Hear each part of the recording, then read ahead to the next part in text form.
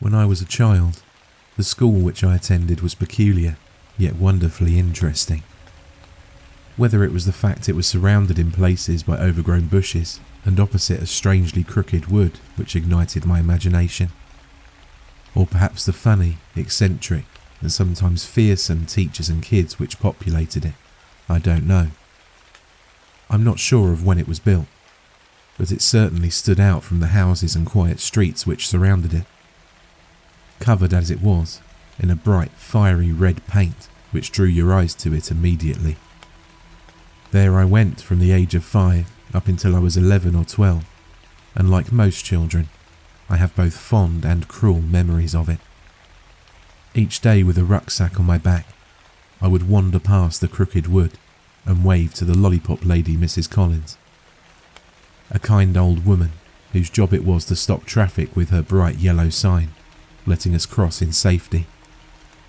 And after meeting my friends, walk through the rusted brown gates into one of 2 playgrounds. It was rumoured that in the past, the 2 grounds existed to separate boys from girls, both an understandable and utterly outdated concept.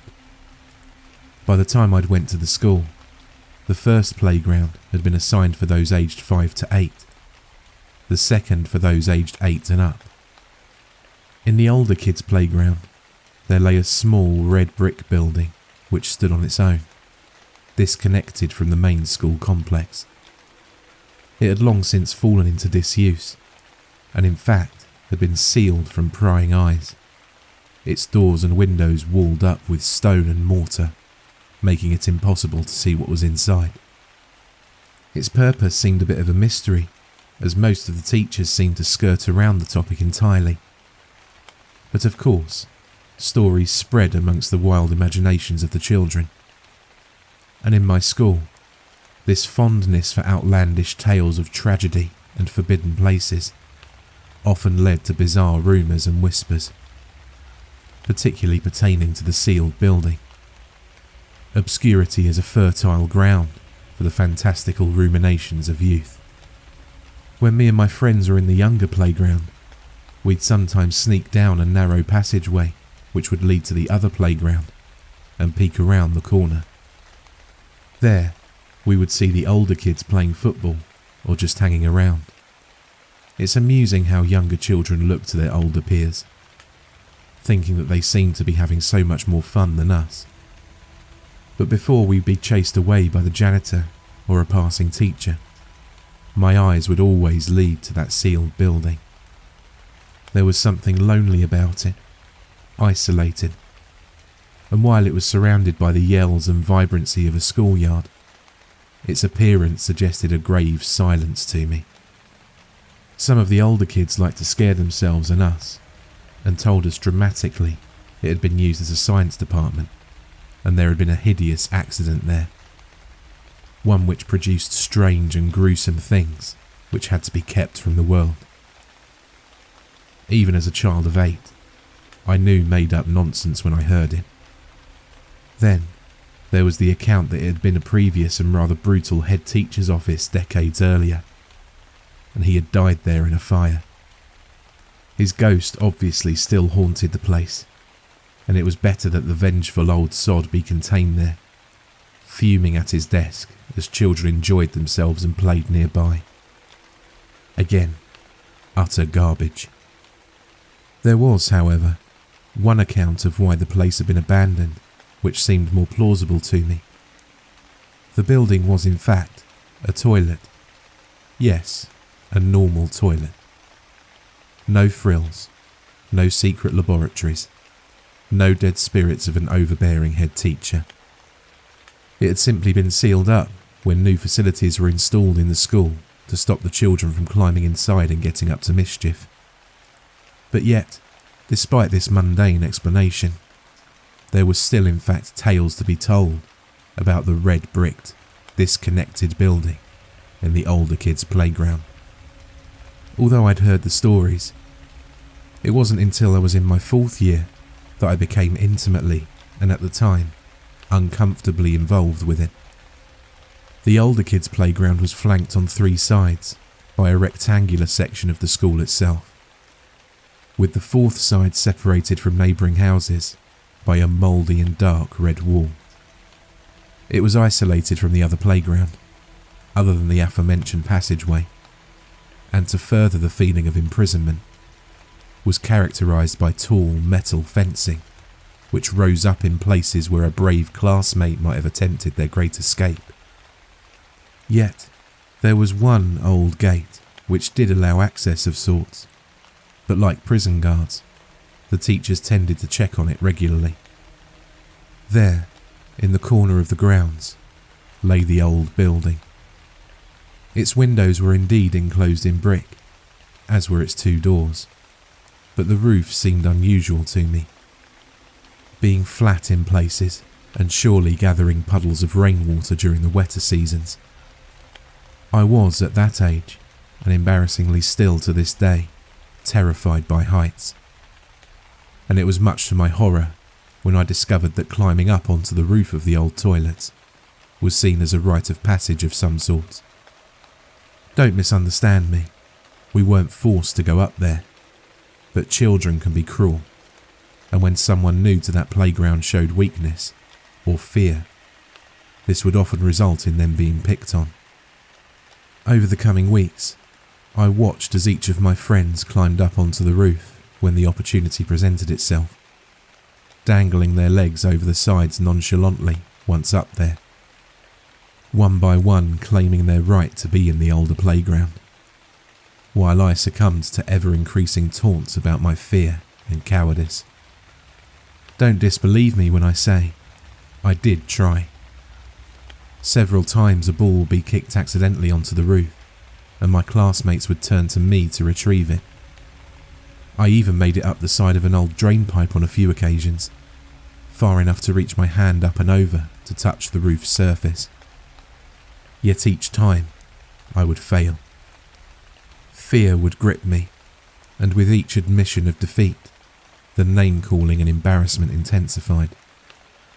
I can trace back a curious, and probably detrimental, aspect of my personality to that time. You see, failure in front of strangers to this day doesn't bother me, but friends, family, even acquaintances, the very idea makes me break out in a cold sweat. Later in life, I followed the stereotypical path of chasing fame as a teenager, and I'd have no problem playing in bands in front of those I didn't know, but put a familiar face in the audience and my nerves would take hold. The stakes of failure would be raised that much higher, in my mind at least. For this reason, I chose an odd time to truly face my fear. One day after school, I waited outside the gates, watching as the other children slowly siphoned out of the two playgrounds, kicking their feet through the autumn leaves. Parents escorted the youngest of my fellow students, while those of an older age walked with their classmates, some eagerly, others not so, making their way down the hill, past the woods, to their homes in the surrounding area. As the school became ever emptier, and the teachers themselves began to leave, I walked down the street, entering the gardens at the back of the building. I always found the rear of my school to be an interesting place. It consisted of shrubs, bushes, and an old ash football pitch. Our teachers never seemed to use the area for anything, and we were actively encouraged to keep clear of it. Again, there were stories amongst the students that a child had been abducted while playing there years previously. Whether that was true or not, I don't know. Once I was as certain as I could be that everyone was gone, I sneaked through the bushes, up a small incline, to the rear of the playground. There, embedded in the wall, was the narrow brown gate which the teachers kept a watchful eye on, but as far as I knew, was never used. I assumed it had served a legitimate purpose years previously, but for me and my friends, it was the place we would climb over to run around the school grounds at the weekend, when no one was there. It was an exceptional place to play one-man hunt, with so many nooks and crannies to hide in. As cautious as I was, I wanted to truly attempt to get up onto the roof of the old toilet. In my 8-year-old head, I had visions of sneaking up there in the morning and surprising my friends, or running up there to heroically retrieve a girl's ball. In childhood, we think that those around us really care about our actions, but in truth, they're of little consequence to anyone other than ourselves. Yes, I'd been bullied a little for not being as strong or as fearless as those around me, and that sense of public failure, of insecurity, while a potent sensation at a young age, while in hindsight completely exaggerated, was enough to give me the courage to at least attempt the climb. I considered asking one of my friends to join me, as I was nervous that a teacher might still be there, that I would get into trouble, so I needed a lookout. But this would only have given me someone to fail in front of. I decided to attempt it on my own. After waiting for what seemed an age, I slowly climbed over the gate, which rattled unnervingly under my movements, echoing out around the playground. Then, after hesitantly observing the hundreds of windows which dotted the school for movement, and happy enough with the absence of light emanating from them, I stepped silently to the sealed building. Even though I knew as little as an audience of one could affect my confidence, I partly wished that I hadn't been alone, as the building and its deserted surroundings left me feeling uneasy. I knew, however, that if I'd just got up there once, that I would have conquered my fear and I'd be able to climb up onto the roof with ease in future, hopefully putting any name-calling to rest. I stood staring at the drain pipe, which would be my avenue to success, clinging as it did through rusted fittings to the side of the building. My mind back then was often clouded with the worst possibilities, focusing on the most negative outcome. And as I began to climb slowly, I imagined the drain pipe would wrench away from the wall, throwing me against the concrete ground at any moment. The truth is, it didn't move, no matter how much I believed it did. Without a witness, I was now as far as I'd ever reached, able to stick my hand up above me and touch the edge of the roof. My heart raced with excitement as I began to believe that I really could do it, that success was in sight. I then made the mistake of looking down to check my progress. The experience of height is something difficult to convey to someone who has no problem with it. While in reality, I was probably no more than 7 or 8 feet off the ground, I perceived this as a monumental distance. I felt my stomach churn, my heart beat erratically, and the world below began to spin and distort. Worse still, a loss of nerve permeated my body, leaving me feeling weak, and I could feel my grip begin to loosen. It's strange how the mind works, for just as I was ready to admit defeat once more and retreat, the insults and jeers of my classmates rang throughout my awareness as if they were present, down there, taunting me. With what was for me a huge effort, I found myself continuing to climb upwards, my hands reaching out to the damp roof, and then before I knew it, there I was. Letting out a laugh of excitement, a sensation of relief washed over me. I could not wait for the next day. To be up there on the roof, proving those who had been cruel to me wrong.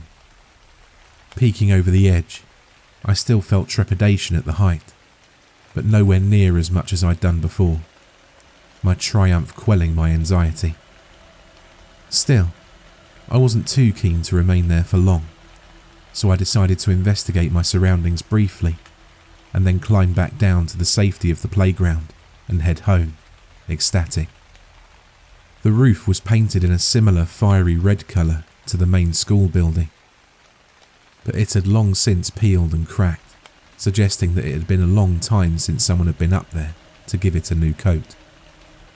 Standing up cautiously, I felt my legs waver slightly as my stomach churned again at the thought of how high up I was. Laughable really, as the height of the roof was probably no more than 10 feet. Yet, no matter how nervous I was, the sense of triumph which I felt coursing through my body was truly wonderful. I walked slowly from one side of the roof to the other, careful not to trip as I did so. The short walk from the drain pipe to the opposite ledge and back filled me with a feeling of conquest, as of someone patrolling their territory. For those brief moments, that roof, that building, was mine. Just as I turned to finally make my way back to the ground, I noticed that in the middle of the roof, there was a hole. I'm not sure how I hadn't noticed it before, although it was quite small, big enough for me to fit my hand through and little else. Curious, I took a few careful steps and then knelt down for a closer look. Yes, there was a hole, and the light from the evening sky passed straight through it, illuminating what lay inside. I put my eye as close as possible to the opening without blocking the light, and was surprised by what I saw. Down there in the darkness, like a perfectly preserved tomb, the old-fashioned white tiling remained intact. I could see the sinks where students years ago once washed their hands or flicked water at one another for amusement, and 3 stalls. Cubicles with strong dark brown doors, lying there as if still used. The air inside was tinged with dust and age, yet if someone had told me that the building had been sealed only the day before, I would have believed them. All but for one thing: a layer of stagnant water which covered the floor, no doubt accumulating there from rain dripping in through the opening in the roof. Then, I became aware of a strong smell, one which left my eyes stinging slightly and my mood apprehensive. Yes, there was no doubting it. Someone was smoking a cigarette nearby. My heart sank as I lay there, motionless, cursing myself for taking too much time on the roof to celebrate my victory. A teacher, or perhaps the janitor, must have stayed behind to work late and was probably standing in the playground below. I thought they must have been close, as the smoke smelled thick and oppressive. I lay curled up on the cold, wet concrete, waiting for whoever was there to leave. The now almost caustic smoke seemed to be increasing in strength, and several times I had to hold my breath, frightened I would cough and be caught. I don't believe I exaggerate when I say I lay motionless for half an hour. Yet it took me all that time to make a simple, yet unsettling observation. While I could smell the smoke, indeed feeling as if I was inhaling just as much as the unseen smoker themselves, I couldn't see it. I would have expected to have seen the smoke rise up and over the rooftop, but not even the slightest wisp was evident. The autumn sky was now dimming, and I grew frustrated as the cold, damp stone below me sent chills through my body. Wishing I'd never went up there in the first place, I felt hunger approaching, and I knew that by now my parents would be worried about me. I persuaded myself that I could at least dip my head over the edge of the roof and quickly take a look to see who was there. Maybe if they were on the other side of the yard, I could climb down unseen. I slid across the roof as quietly as I could and slowly peered downward, sure to not make any sudden movements to attract attention. There was no one there. The playground was empty, and the darkened windows of the main school building seemed as vacant as they had done before. Yet the smell and taste of cigarette smoke still filled my lungs and stung my eyes. Then I witnessed something which rooted me to the spot. A single curling strand of smoke slid upwards through the hole in the roof. Someone was down there. Someone was inside that room beneath me. This seemed impossible. As far as I was aware, there was no way inside. The building had been sealed off perfectly from the outside world, yet there it was. a puff of cigarette smoke which escaped first from the mouth of someone unseen below, and then through the hole in the roof to where I'd been lying. My triumph of finally facing my fear of heights seemed a distant memory, and now all I could think of was getting off that roof to safety down below. But the hole lay between myself and the drainpipe, and curiosity being as gripping a mindset as any, I decided to take a quick look inside before quietly making my escape and leaving the building behind.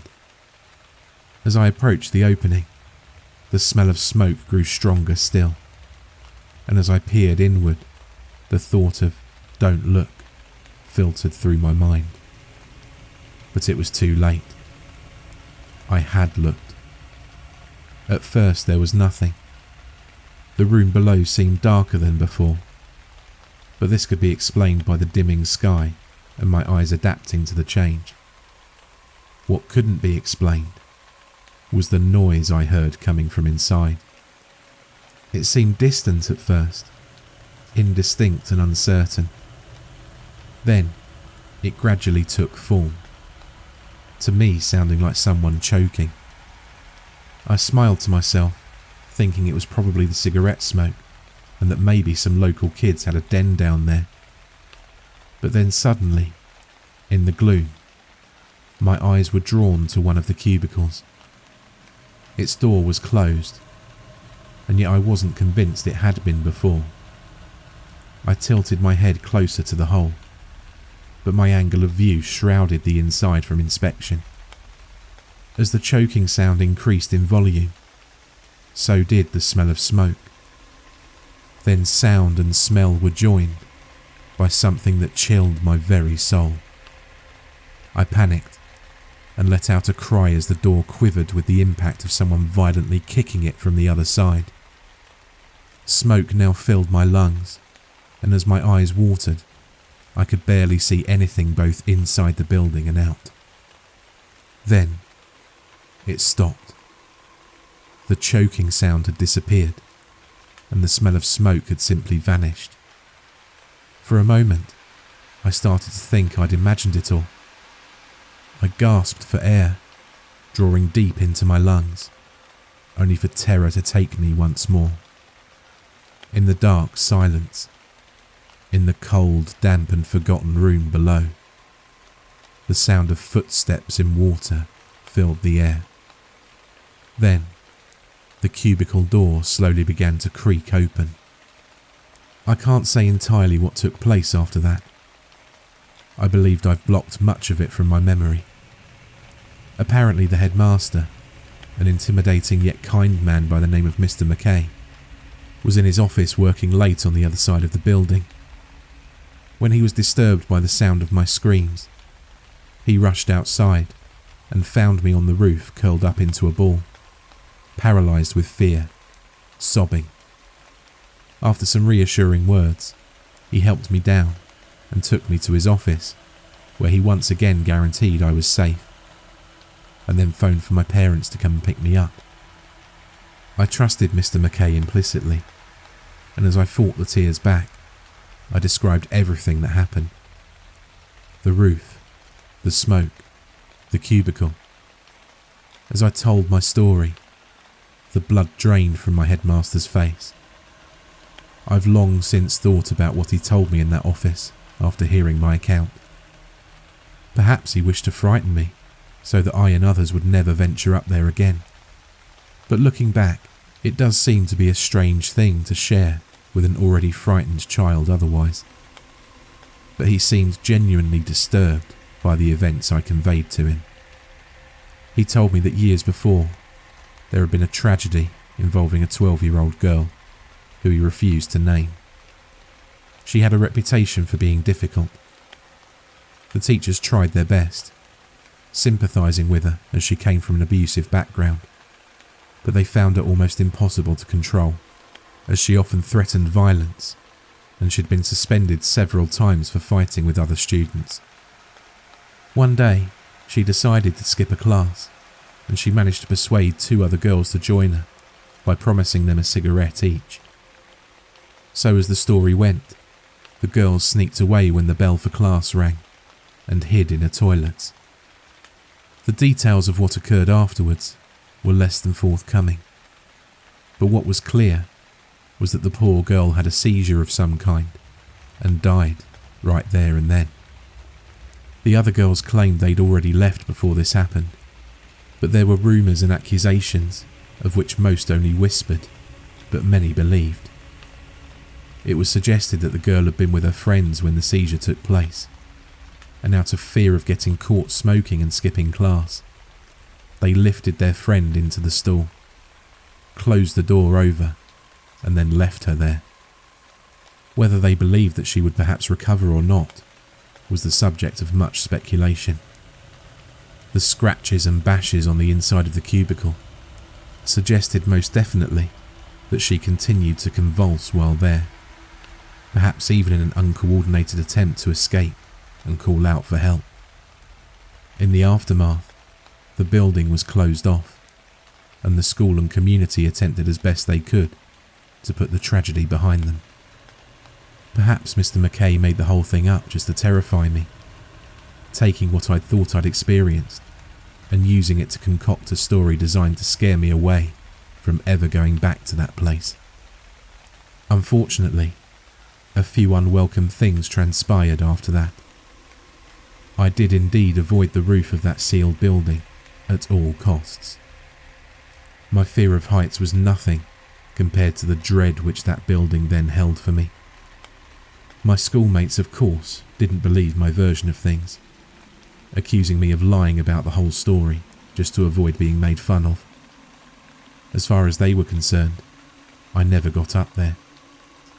Lastly, I did have a recurring dream throughout my childhood, one which I would wake up from in a cold sweat, curled up in my bed, screaming. I know that in it, I'd be lying on that roof, peering down through that hole into that abandoned place. But the memory always seems vague somehow. All that's left is an impression of a cubicle door creaking open and something staring up at me from within.